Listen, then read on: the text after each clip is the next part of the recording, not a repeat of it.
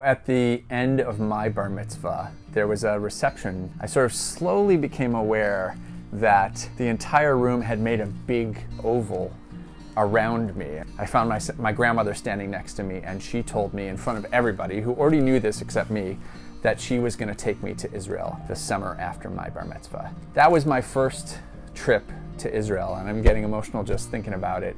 It was 3 amazing weeks with my grandmother, and we traveled the country, and I fell in love with the place.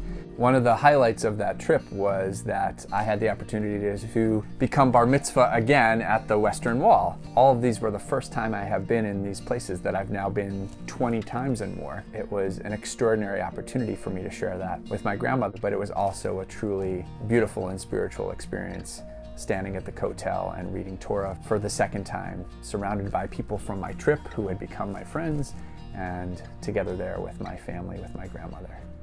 I think that my grandmother wanted to give me an experience that was deeply rooted in our Jewish tradition, and she just knew that this was an experience she wanted to share with me because she knew what an important place it was in our Jewish tradition and Jewish heritage, and it was something that we shared together for the first time. For me, before I went to Israel, it was this abstract thing that I had learned about in religious school. I could point to probably on a map. I knew theoretically it was something that should matter to me as a Jew, but it wasn't until I was actually there that I really could understand, until I could smell and taste and feel what it was like to be in our homeland.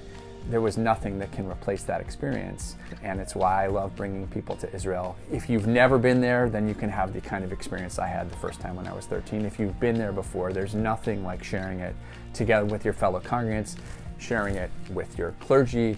You'll bond with the state of Israel, your kids will bond and connect with the land and people of Israel, and you'll connect with your fellow congregants in ways that you never could just by hanging out at the corner of 79th and 2nd. Now more than ever, we want to root ourselves and our children in a strong Jewish identity. There's nothing like experiencing our homeland for solidifying not only our connection to that place, but our connection to Jews.